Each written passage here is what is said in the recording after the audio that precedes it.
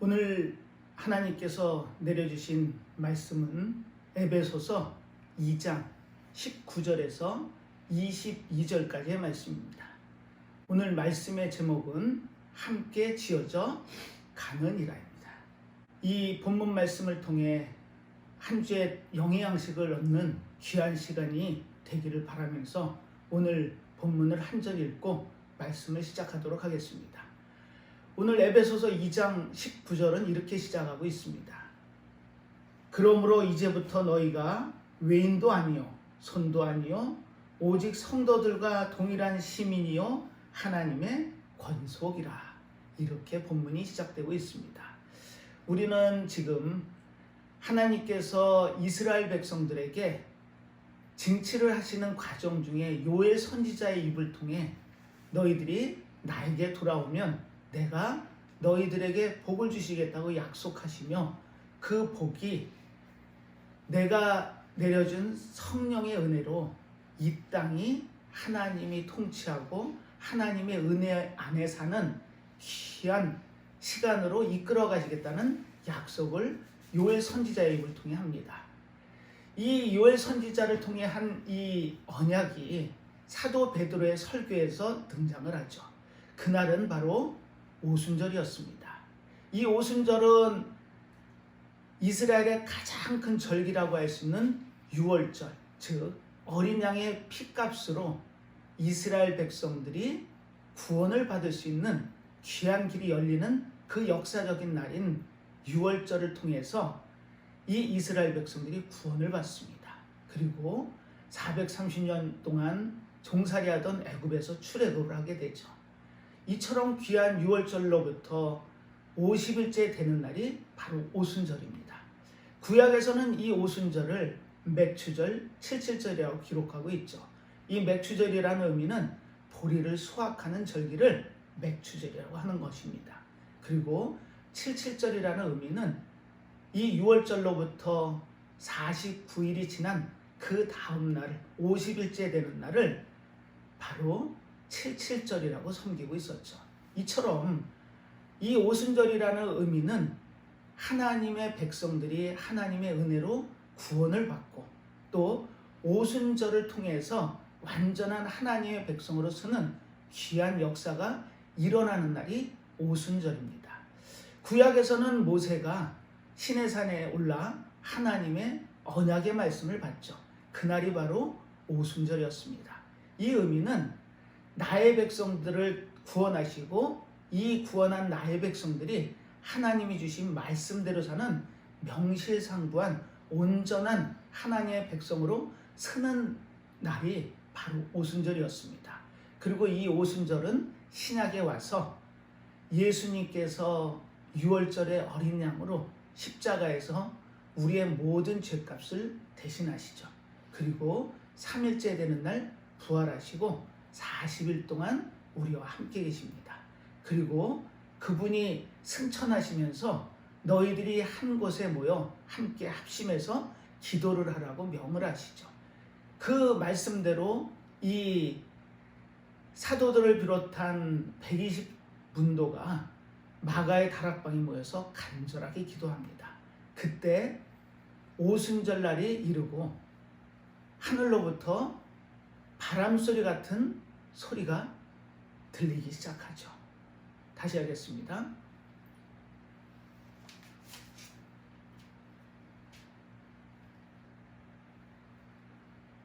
이 오순절날 하늘에서 바람 같은 소리가 들리고 불의 혀의 형상이 이 하나님의 백성들에게 임하게 되죠.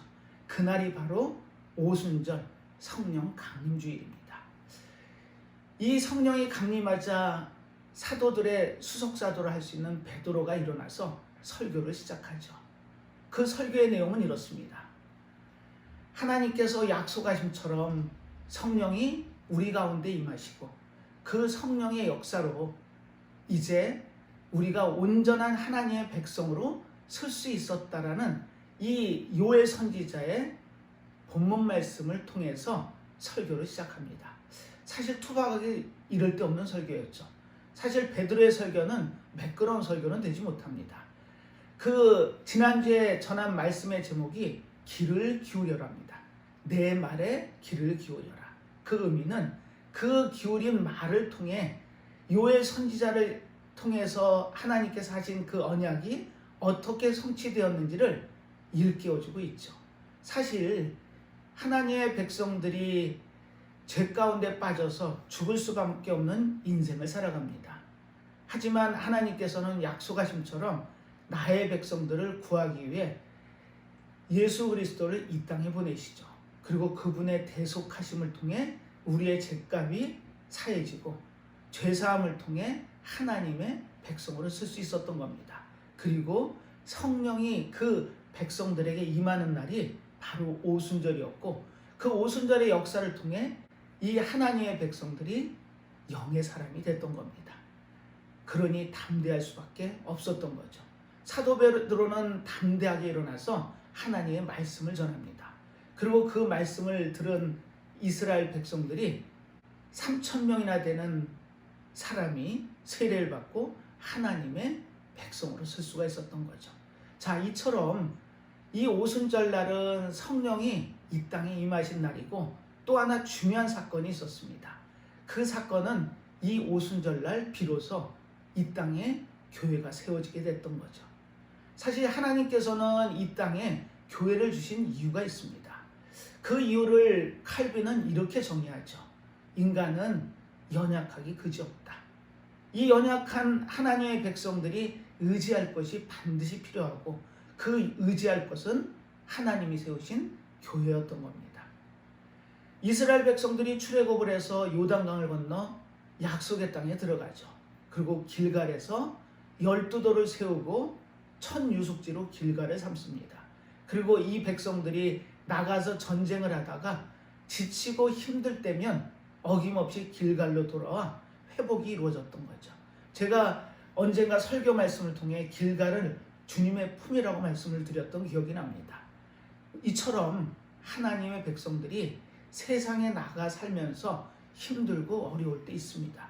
그때마다 우리는 길갈에 돌아와서 하나님 품에 돌아와서 그분의 은혜로 다시금 영의 생명을 확고히 해서 세상에 나가 그 삶을 이루어낼 수 있었던 겁니다.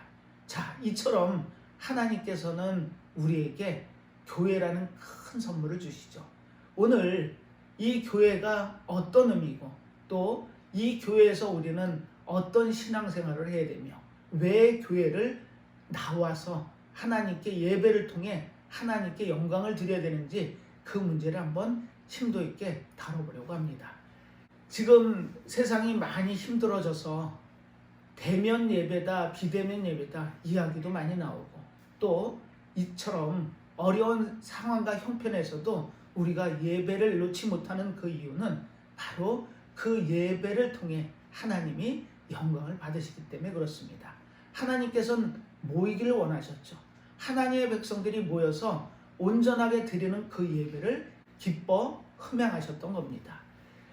하나님께서는 이스라엘 백성들에게 세 절기를 알려주시죠. 유월절, 맥추절, 수장절입니다. 이처럼 나의 백성들이 세상에 흩어져 살지만 1년에 3번씩은 꼭 와서 하나님 앞에 얼굴을 보이라고 말씀하신 이유는 그 모습을 통해 하나님이 영광을 받으시는 겁니다. 우리가 예배를 이처럼 중요하게 생각하고 비대면 예배든 대면 예배든 그게 중요한 게 아니라 하나님께 온전히 기쁜 마음으로 예배를 올려드릴 수 있고, 또한 그곳이 구심점이 되는 곳이 교회임을 기억하시길 바랍니다. 오늘 본문을 읽고 오늘 말씀을 시작하도록 하겠습니다. 오늘 본문은 이렇게 시작합니다. 그러므로 이제부터 너희가 외인도 아니요 손도 아니요 오직 성도들과 동일한 시민이요 하나님의 권속이라. 에베소서 2장 19절입니다. 이 에베소서는 사도 바울이 AD 61년에서 63년 저간에 로마에서 감옥에 갇히게 되죠. 그때 62년경에 에바브라가 골로새에서 찾아옵니다. 그리고 그 소아시아 교회의 상황을 설명을 하죠. 그 설명을 듣고 사도 바울은 에베소서, 골로새서, 빌레몬서를 씁니다. 그리고 두기고를 통해서 또 오네시모를 딸려 보내서 이 서신서를 소아시아에 있는 에베소 교회에 보내고 골로새 교회에 보냈던 겁니다. 자, 이 에베소서의 내용은 이렇습니다. 사도 바울이 3차 전도여행을 하면서 이 에베소에서 3년이라는 많은 시간을 눈물로 교회를 목양하죠. 그때 이 에베소에는 유대인을 비롯해서 이방인 성도가 많았습니다.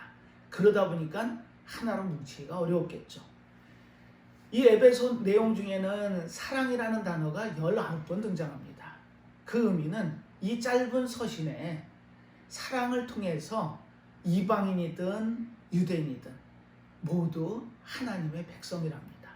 그리고 서로 사랑하고 섬기라는 그와 같은 귀한 말씀을 에베소에 담아 이 에베소 교회에 보내죠. 하지만 이 에베소서에는 다른 서신서처럼 많은 이들의 이름이 거명되며 안부를 전하지는 않습니다. 그 의미는 이 에베소서가 꼭 에베소 교회만 보냈던 서신이 아니고 소아시아에 있는 모든 교회들, 즉 이 사도 바울이 에베소에서 사역할 때 두란노 서원을 통해서 많은 후학들을 양성하죠. 그리고 그들이 소아시아 각지로 흩어져서 교회를 세웁니다. 그 많이 세워진 교회들에게 모교의 격인 에베소를 통해 이 서신을 보내므로 서로 회람 형식으로 돌려보면서 서로 이 사랑이라는 단어를 마음속에 새기고 또 지금 이 본문에서 거론한 것처럼 이제 이 이방인들은 외인이나 나그네가 아니고 동일한 시민이랍니다. 그리고 하나님의 권속, 즉 가족이랍니다. 이처럼 외인들, 이방인들까지 하나님의 온전한 나의 백성으로 맞으시고 그 혈통이 유대인이든 아니면 이방인이든 할례를 받은 자든 비할례자든 상관없이 하나님의 은혜로 나의 백성이라고 칭해주고 계셨던 겁니다. 그리고 하나님은 교회를 세우기를 원하셨죠. 사도들에게 명을 하십니다. 이 사도들은 그 당시의 인구는 역사학자들이 추론하건대 한 2억 5천 명 정도 된다고 합니다. 그 인원 중에 12명을 택하시죠. 그리고 사도의 직분을 줍니다. 이 사도의 직분은 다른 것이 아니었습니다. 하나님께서 직접 육의 몸을 입고 이 땅에 오시죠. 그 의미가 성육신의 의미였습니다. 인카네이션. 육의 몸을 입고 오신 하나님께서 이들을 직접 가르치십니다. 그리고 십자가에서 해를 당하시지만 약속대로 3일째 되는 날 다시금 사심을 통해 부활을 증명하시죠. 첫 열매를 통해서 하나님의 믿음의 백성들이 온전한 새 생명을 다시 얻는 영원한 생명을 얻는 약속을 받습니다. 그리고 이 사도들에게 명을 하시죠. 너희들이 성령을 받아 권능을 받으면 예루살렘과 유다와 사마리아와 땅끝까지 나의 증인이 되라고 명을 하시죠. 교회의 의미는 그렇습니다. 교회의 의미는 첫 번째는 하나님의 백성들이 모이는 하나님의 믿음의 공동체가 교회입니다.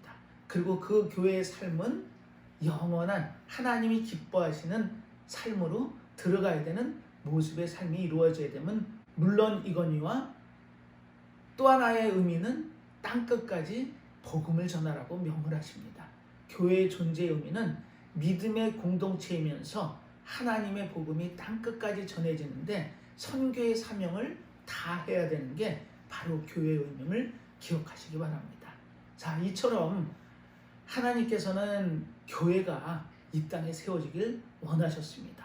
그리고 오순절날 성령이 임하시면서 교회가 태동하고 그 마가의 다락방에 모였던 120문도에 의해서 그 복음의 불길이 사방으로 퍼져나가고 그 열매로 교회가 세워질 수 있었던 겁니다. 자, 그렇다면 오늘은 이 교회가 과연 어떤 공동체여야 되고 과연 교회가 갖고 있는 의미는 무엇인지 오늘 살펴보려고 합니다. 자, 교회가 뭔지 성경의 본문은 이렇게 증언합니다. 21절입니다. 그의 안에서 건물마다 서려 연결하여 주 안에서 성전이 되어가고, 이렇게 기록이 되어 있습니다. 자, 교회는 뭐라고요? 성전이었던 겁니다. 이 성막 성전의 의미는 하나님이 임재가 이루어지시는 곳이었죠. 이스라엘 백성들을 인도해 가실 때 하나님은 내가 거할 처소로 성막을 짓게 하십니다. 그리고 그곳에 가장 깊숙한 내밀한 장소인 지성소의 언약궤의 모습으로 하나님이 임재를 증거하시죠. 이처럼 성막 성전은 하나님이 임재하시는 곳입니다. 그렇다면은 교회가 성전이란 의미는 거룩한 곳, 하나님이 계시는 그와 같은 곳이 성전이고, 이 성전은 두 가지 의미가 있습니다. 첫 번째는 진리의 순결함입니다. 바로 하나님의 말씀에 의해서 통치가 이루어지는, 하나님의 말씀 따라 살아가는 그와 같은 하나님의 백성들이 모인 곳이 교회인 것입니다. 그리고 어떠한 삶을 살으라고요? 순결한 삶을 살으라는 의미가 교회의 의미였습니다. 그리고 두 번째입니다. 그 두 번째는 우리 삶 자체가 성결한 삶으로 이루어져야 된다는 겁니다. 진리가 우리를 이끌어가고 우리의 삶의 모습이 성결함으로 나타난다면 그것이 바로 하나님의 교회고 거룩한 곳인 하나님이 약속한 성전이 될 수 있었던 겁니다. 이처럼 교회는 하나님의 성전임이 분명합니다. 자, 이 거룩하다는 의미가 뭐죠? 거룩이라는 것은 내가 거룩하니 너희도 거룩하라고 말씀하신 것처럼 하나님이 기뻐하신 삶을 사는 하나님의 백성의 삶의 모습이 거룩이었던 겁니다. 자, 두 번째입니다. 두 번째는 22절에 나오죠. 너희도 성령 안에서 하나님의 거하실 처소가 되기 위하여 예수 안에서 함께 지어져 가느니라. 여기서 하나님의 처소가 나옵니다. 우리가 교회 안에 하나님의 처소가 되고 거룩한 하나님의 집이 된다는 의미는 우리가 이 교회에서 하나님을 만날 수 있는 겁니다.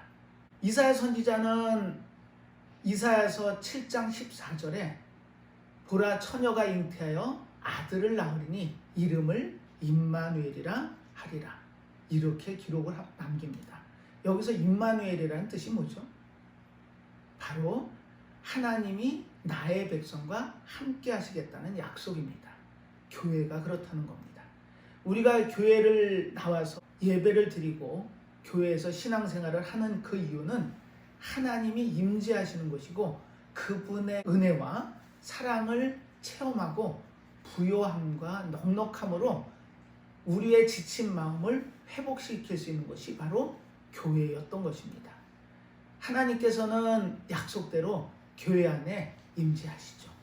우리가 교회를 나와서 예배를 드리고 높이 찬양을 드리는 그 이유는 너희들이 두세 사람이 모인 곳에 내가 너희와 함께 하시겠다는 약속처럼 하나님의 백성, 믿음의 백성들이 이처럼 모여서 함께 예배를 드린다면 그 자리에 반드시 함께 하시겠답니다. 이처럼 교회에서 하나님을 만날 수 있는 겁니다. 예배를 드리는 그 현장이 의무적인 현장이 되고 할 수 없이 나와서 앉아있는 그런 자리라면 어떻게 하나님을 만날 수 있을까요? 우리는 지치고 힘들 때 그 마음을 부여잡고 나와서 한 마음으로 함께 높이 찬양을 드리고 하나님의 임재를 경험해서 우리가 갖고 있는 모든 문제들을 그분께 맡기고 우리의 마음이 넉넉해지고 부요함을 회복할 수 있는 영적인 회복하는 곳이 교회임을 기억하시기 바랍니다. 지금 하나님께서는 이 교회라는 공동체를 통해 나의 백성들이 모이기를 원하셨습니다. 그리고 하나님께서는 이처럼 모여서 드리는 예배를 가장 기뻐 받으시는 겁니다. 우리가 어려운 형편 상황에서도 주일날 함께 나와 한 마음으로 예배를 드리는 그 의미는 이처럼 하나님께서 함께 하시는 것을 원하신다는 것입니다. 오늘 말씀의 제목은 22절 끝에 나와 있는 함께 지어져 가느니라입니다. 과연 이 함께 지어져 가는 의미가 과연 무엇인지 이제 오늘 찾아보려고 합니다. 예배의 자리는 함께 드리는 자리고 함께 지어져 가는 자리입니다. 우리는 완벽한 사람이란 이 땅에 존재하지 않습니다. 우리는 부족할 수밖에 없죠. 그 부족한 우리들이 교회 안에 모여 서로를 의지하고 서로를 지탱해주며 함께 지어져 나가는 과정이 교회의 믿음 생활의 과정임을 기억하시기 바랍니다. 오늘 이 교회가 어떤 공동체여야 되는지 그 내용을 찾아보고 또 우리가 교회 자리에 매 주일 나와서 함께 예배를 드려야 되는 그 의미가 무엇인지를 오늘 찾아본다고 말씀을 드렸습니다. 이 성경에서는 교회라는 의미를 건물이라고도 표현을 하죠. 그 건물을 이렇게 표현합니다. 20절입니다. 너희는 사도들과 선지자들의 터 위에 세우심을 입은 자라 그리스도께서 친히 모퉁이 돌이 되셨느니라. 이렇게 기록이 되어 있습니다. 19절에 얘기했던 이 이방인들, 항상 외인이었던 그들이 하나님의 복음의 능력으로 한 가족이 됐습니다. 그리고 그 가족이 모인 곳이 바로 교회죠. 이 교회 안에 모였을 때 그 교회는 성경에선 건물로 표현합니다. 그렇다고 오해하지 마십시오. 이 건물이 눈에 보이는 커다란 건물을 얘기하는 것이 아니고 성도들이 모인 곳을 건물이라고 얘기하는 것입니다. 자, 이 건물의 의미에서 가장 중요한 게 기초겠죠. 그 건물이 온전히 서 있기 위해서는 기초, 터가 중요합니다. 자, 그 터가 무엇인지를 성경에서는 이렇게 기록합니다. 사도들과 선지자들의 터, 즉 사도들과 선지자들이 전하는 진리의 말씀, 즉 하나님의 말씀이 우리가 세워가는 교회의 터가 되고 기초가 되어야 된다는 말씀입니다. 자, 사도들의 의미가 뭐라고 말씀을 드렸죠? 사도들은 예수님을 통해서 직접 가르침을 받은 자들입니다. 그리고 부활하신 예수님을 목격했죠. 그리고 이 땅끝까지 복음을 전해서 하나님의 교회가 세워지라는 사명을 받고 하나님의 일을 하는 사람들이 사도였습니다. 이 사도들은 단회적입니다. 이 사도들은 12사도로 끝나죠. 물론 사도 바울은 본인을 사도라고 칭하는 이유는 자칭이 아니고 예수님께서 부활하시고 나서 다메섹에서 사도 바울을 만나시죠. 그리고 가르침을 주시고 그 부활하신 모습과 함께 이 땅에 땅끝까지 복음을 전하라는 선교의 사명을 받은 인물이 바울이었기 때문에 사도가 분명합니다. 이처럼 사도들의 가르침이 이 교회의 터전이었던 겁니다. 그리고 또 하나 있죠. 선지자입니다. 이 선지자는 구약의 선지자를 의미하진 않습니다. 신약의 성경이 완성되기 전에 하나님의 말씀을 듣고 그 말씀을 전했던 사람들이 선지자죠. 그 배경을 에베소서 4장 11절은 이렇게 증거합니다. 읽어보겠습니다. 그가 혹은 사도로 혹은 선지자로 혹은 복음 전하는 자로 혹은 목사와 교사로 주셨으니, 여기서 선지자가 등장하죠. 구약의 선지자는 아니지만 하나님의 말씀을 전해서 하나님의 진리의 말씀이 하나님의 백성들에게 전해질 수 있도록 큰 역할을 한 인물들이 선지자들이었습니다. 이처럼 사도가 전하고 선지자가 전한 하나님의 말씀이 교회의 기초고 터전이었던 겁니다. 우리가 주일날 예배 자리에 나와 하나님의 말씀을 경청하고 그 말씀 따라 순종의 삶을 살기에 애쓰는 그 이유는 하나님의 말씀이 교회 안에서 선포되고 그 선포된 말씀 따라 우리가 살기 위해 애쓰고 힘쓰m 또한 이 믿음 생활의 과정인 것입니다. 자, 그 터가 세워지고 그리고 그 다음에 중요한 내용이 바로 오늘 에베소서에 등장을 합니다.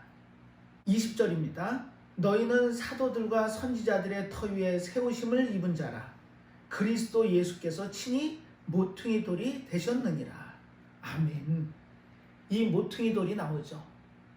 이 모퉁이 돌은 건물벽과 건물벽이 만나는 곳에 기초로 세워지는 돌이 모퉁이 돌입니다.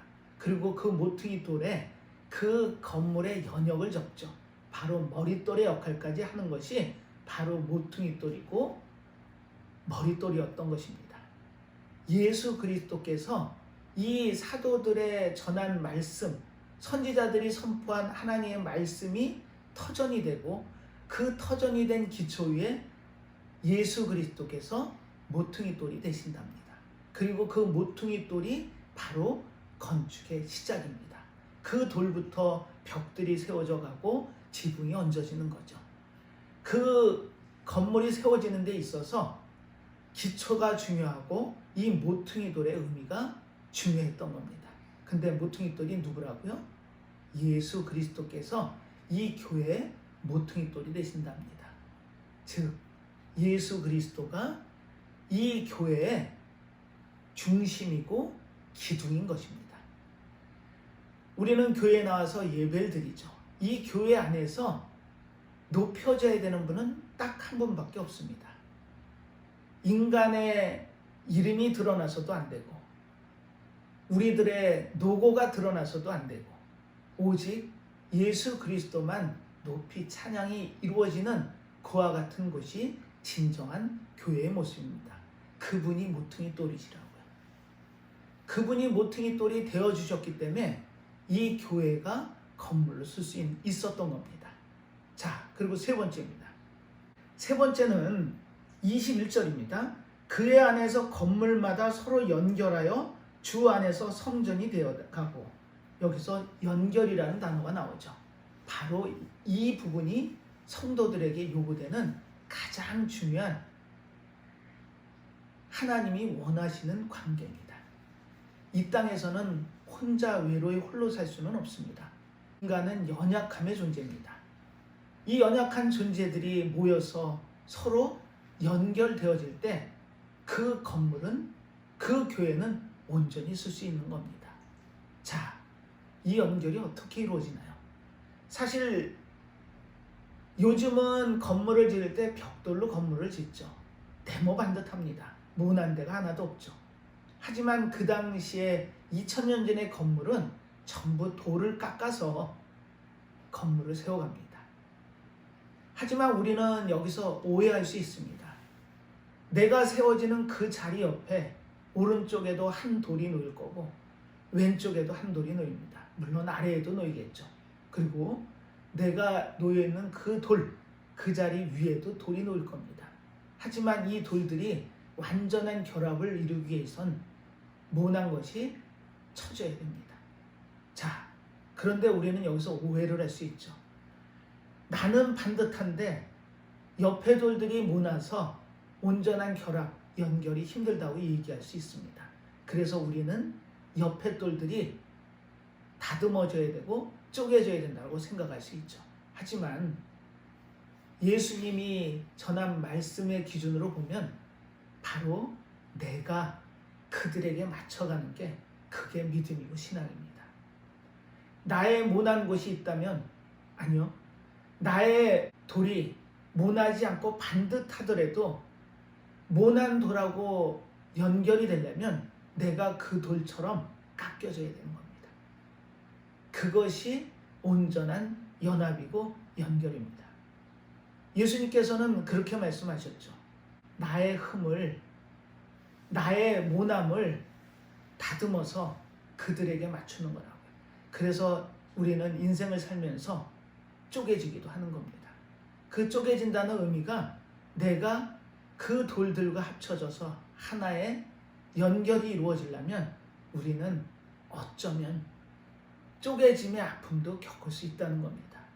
나는 온전한데 그들이 부족해서 온전한 연결이 이루어지지 않는 거야 라는 의미가 아니고 내가 그들에게 맞춰지는 그와 같은 모습을 하나님은 온전한 연합이라고 얘기하는 겁니다. 교회가 세워질 때 사도들과 선지자들의 전한 말씀을 기초로 예수 그리스도가 모퉁이돌, 머릿돌, 기초석이 돼서 우리가 서로 연결이 되어져 가는 게 그게 교회의 참 모습입니다. 그래야지 그 교회가 온전한 건물로 쓸 수 있는 겁니다. 우리가 신앙생활함에 있어서 함께 지어져 가느니라, 이 의미가 바로 그 의미였던 겁니다. 우리는 교회에 나와서 나를 나타내는 게 아니고 나의 모습을 남한테 맞춰가는, 남한테 양보하는, 남한테 헌신하는 그 모습을 하나님은 원하셨던 겁니다. 우리의 교회 생활에서의 모습이어야 되고 바람이어야 됩니다. 이처럼 하나님은 이렇게 지어진 건물, 이 건물은 우리가 눈에 보이는 건물을 의미하는 것이 아닙니다. 교회 공동체로서의 건물이 온전히 쓴다면 그 교회 안에서 이루어지는 하나님께 드리는 놀라운 찬양과 그 영광을 기뻐 받으시고 그 교회를 하나님께서 이루어 가시고 지켜가는 과정임을 우리의 믿음의 과정으로 여기시면 틀림이 없습니다. 이처럼 교회는 하나님으로부터 새로운 생명을 받은 하나님의 백성, 성도들이 모여서 하나님을 높이 찬양하고 하나님께 영광을 올려드리는 그와 같은 곳이 우리가 교회임을 보고 들었습니다. 자, 우리가 섬기는 하나님의 모습은 어떨까요? 이사야 선지자는 이사야서 40장 12절에 손바닥으로 바닷물을 가르시고 뼘으로 하늘을 재신다고 하나님의 모습을 증언했습니다. 이처럼 광대하신 그분을 우리는 신앙하는 겁니다. 하나님의 백성이라는 우리가 하나님 나라를 경험하고 하나님 나라를 체험하는 것이 교회임을 기억하시기 바랍니다. 이 하나님의 나라는 하나님께서 온전하게 세워가시는 약속의 나라입니다. 하나님이 약속하신 그 하나님의 나라를 우리는 얼마나 체험하고 계시나요? 예배의 자리에서 그 하나님의 나라를 경험하고 체험할 수 있는 겁니다. 이 땅의 세상이 아무리 거대한 나라들이 많고 그 나라들이 영원할 것 같지만 그 나라들은 영원할 수 없습니다. 그 영원하지 않다라는 것을 다니엘 선지자는 이렇게 기록하죠. 그 큰 신상이 뜨인 돌에 의해서 먼지처럼 티끌처럼 흩어지게 됩니다. 이처럼 이 땅의 영원한 나라는 하나님의 나라만 있다는 걸 기억하시고 그 하나님 나라를 체험하고 기억하는 장소가 우리가 지친 몸을 이끌고 나와 드리는 예배 가운데 하나님의 임재를 통해 그 나라를 경험하고 체험하면 우리가 마음속에 새겨야 될 귀한 의미임을 깨달으셔야 됩니다. 자, 그런데 요즘 교회에 나오지 않는 성도들이 많다고 하죠. 그 성도들을 우리는 가나안 성도라고 합니다. 물론 가나안 성도들의 이야기도 의미심장하게 받아들일 필요는 있습니다.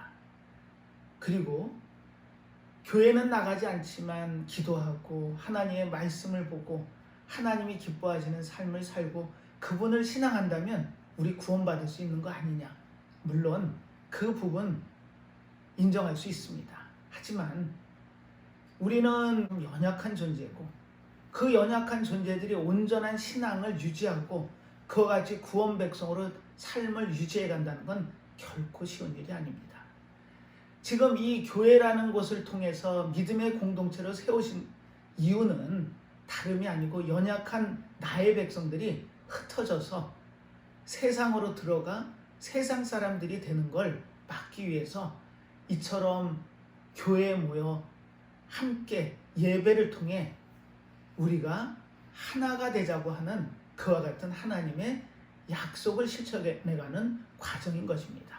자, 그렇다면 정말 교회에 나오지 않으면 안 되는 이유를 오늘 세 가지를 통해 그 이유를 찾아보고 혹시 이 하나님의 말씀을 듣는 가나안 성도가 계시다면 지금이라도 늦지 않았습니다. 교회의 자리, 예배의 자리로 나오십시오. 그래서 하나님과 함께 하나님을 경험하고 하나님의 부요함과 넉넉함을 체험하면서 하루하루의 삶을 그분께 드리는 삶을 영위하길 바랍니다. 자, 왜 교회를 통해 하나님은 모이게 하셨을까요? 왜 교회의 자리에 나와 예배를 드려야 될까요? 그 첫 번째 이유는 바로 예수 그리스도가 교회의 머리시기 때문입니다. 자, 본문을 통해 확인합니다. 에베소서 4장입니다. 15절에 보면은 오직 사랑 안에서 참된 것을 하여 범사에 그에까지 자랄지라 그는 머리니 곧 그리스도라. 아멘. 그리고 또 한 절을 찾아보겠습니다. 1장입니다. 1장 22절은 또 만물을 그 발 아래 복종하게 하시고 그를 만물 위에 교회의 머리로 주셨느니라. 23절 교회는 그의 몸이니 만물 안에서 만물을 충만케 하시는 자의 충만이라. 아멘. 예수 그리스도를 교회의 머리로 주셨답니다. 그리고 우리가 모이는 이 믿음의 공동체가 그분의 몸이랍니다. 그렇다면 우리는 이 몸이 온전하게 삶을 영위하기 위해서는 머리 없이 몸으로만 살 수 있을까요? 절대 불가능한 일이겠죠. 우리는 꽃이 아름답다고 합니다. 그래서 그 꽃을 잘라다가 화병에 꽂죠. 그 아름다움이 며칠이나 갈까요? 그 꽃의 아름다움은 불과 며칠 안 갑니다. 그 의미는 잘리는 순간 그 꽃의 생명은 끝난 겁니다.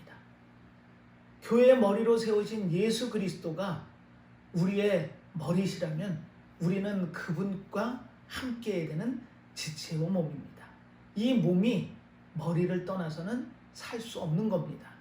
그래서 우리가 주일날 교회 안에 나와 예배를 통해 그분을 만나는 과정의 싸움을 매주 하는 겁니다. 그분을 머리로 믿으십니까? 그렇다면 우리는 그분을 신앙하십시오. 그분이 우리의 몸을 지탱하는 구심점임을 기억하시고 그분을 따라 그분이 원하시는 말씀대로 삶을 살며 그분이 기뻐하시는 삶이 우리의 삶임을 기억하시기 바랍니다. 자, 두 번째입니다. 이 교회 안에 하나님의 교육자를 두셨기 때문입니다. 자, 그 내용을 우리는 에베소서 4장 11절에서 확인할 수 있죠.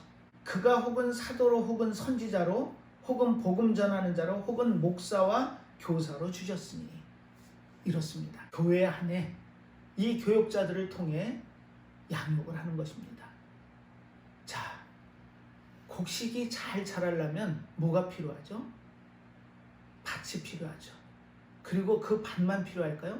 그 밭을 통해서 그 곡식을 지켜내고 또 곡식에게 영양분을 주는 농부가 필요합니다. 이처럼 우리는 이 땅을 사는 곡식과 비유될 수 있는 존재들입니다. 그렇다면 우리가 잘 자라려면 뭐가 필요할까요? 밭이 필요하고 농부가 필요하겠죠. 바로 교육자를 이 농부로 세우신 겁니다. 곡식이 잘 자라기 위해 넉넉한 밭이 필요하고 또 농부의 따뜻한 손길이 필요하듯이 우리 또한 교회에 나와 교육자들을 통해 우리의 영의 양식을 받고 또 자람을 통해 우리가 건강하게 하나님의 성도로 쓸 수 있는 겁니다. 그런데 교회 밖에서 과연 그게 가능할까요? 물론 기도하고 말씀 보고 열심히 하나님을 신앙하면 되지. 물론 맞는 말일 수 있습니다. 하지만 우리는 연약한 존재라고 말씀드렸습니다. 그 연약한 존재가 온전한 신앙의 길로 간다는 건 불가능하다고 보면 틀림이 없을 겁니다. 세상에 나가 가나안 성도로 산다면 1년이 되고 5년이 되고 그 이상이 돼간다면 점점 하나님의 존재는 희미해져 가겠죠. 그리고 그 말씀이 과연 얼마나 나를 변화시키고 바꿀까요? 우리는 예배의 자리에 나와 교회라는 그 믿음의 공동체를 통해 서로 함께 지어져가는 존재임을 기억하시기 바랍니다. 하나님은 그 함께라는 의미를 그렇게 보고 계셨던 거죠. 그리고 그 교육자를 하나님은 나의 동력자로 세우신 겁니다. 그래서 그 교육자들이 전하는 그 말씀을 통해 우리가 영적으로 자라나갈 수 있는 겁니다. 자, 그리고 마지막으로 세 번째입니다. 우리는 이 교회의 지체입니다. 이 지체라는 것은 쓰임새가 다 다르다는 거죠. 지금 나의 모습으로 너의 모습으로 이 교회 한자리에 모으신 이유는 그 지체들이 모였을 때 온전한 한 몸이 되는 겁니다. 바로 옆에 있는 그 성도가 나의 눈이 내주고, 또 옆에 있는 그 모자란 듯 보이는 그 성도의 발가락이 나를 지탱시켜 주는 겁니다. 그게 교회의 모습입니다. 우리가 교회 안에 나와 함께 지체로 서로를 지켜주는 겁니다. 그게 지체의 모습이어야 되고 하나님이 바라시는 모습인 겁니다. 지금 상황이 넉넉지 않고 여유롭지 않아서 이 예배가 점점 혼탁해질 수 있습니다. 점점 어려워질 수 있습니다. 하지만 이 예배를 향한 우리의 마음은 지켜져야 됩니다. 그리고 교회가 그 구심점이 되는 겁니다. 우리가 힘들고 어려운 가정 중에서도 하나님이 세우신 몸된 교회를 통해 그분의 머리 되심을 인정하고 그분이 이끌어 가신 대로 우리가 따라가는 그와 같은 삶을 우리는 교회를 통해 이루어내야 되는 겁니다. 사랑하는 믿음의 성도 여러분, 오늘 이 에베소 교회에 보낸 서신은 바로 우리에게 준 사도 바울이 전한 하나님의 말씀입니다. 이 에베소 교회, 그 당시의 교회는 소아시아의 구심점이 되는 교회가 에베소 교회였습니다. 두란노 서원을 통해서 소아시아 각지로 흩어졌지만 그 믿음의 뿌리가 연약한 그들에게 이 에베소를 통해 서로 사랑하랍니다. 그리고 서로 부족한 것이 있으면 채워가랍니다.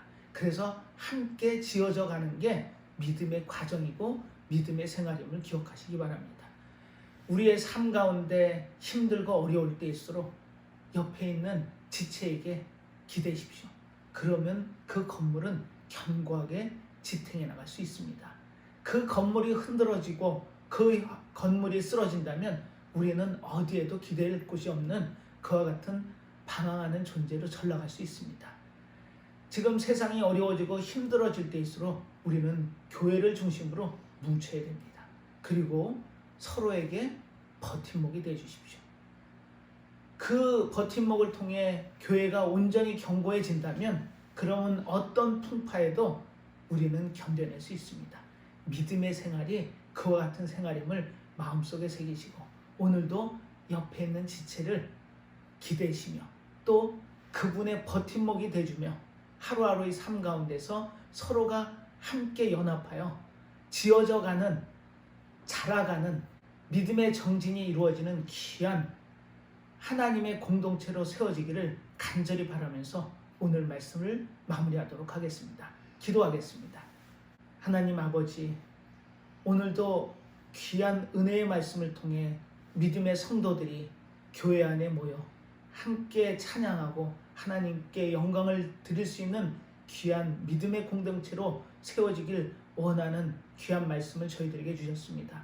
저희들 한 사람은 연약하고 보잘것없지만 이 연약하고 보잘것없는 우리가 서로 연합이 되고 연결이 되어 이 벽을 지탱한다면 교회는 튼튼히 세워져 갈 겁니다.